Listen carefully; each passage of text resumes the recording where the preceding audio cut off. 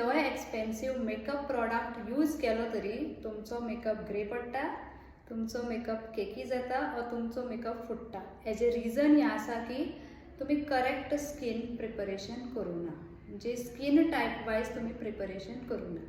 So सगळ्यान पयलीं face बरो क्लेन्स करपाचो विथ अ क्लेन्सर.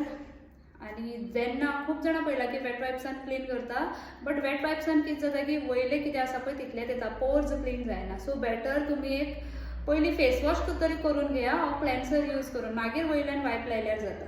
कितें करपाचें, एक टोनर बरो स्प्रे करपाचो. खंयचोय तुमी टोनर घेवन बरो तो स्प्रे केलो की बरो मॉइश्चरायझर यूज करपाचो. जर चड ऑयली स्किन आसा जाल्यार वॉटर बेस्ड मॉइश्चरायझरार तुमी बसूं शकता.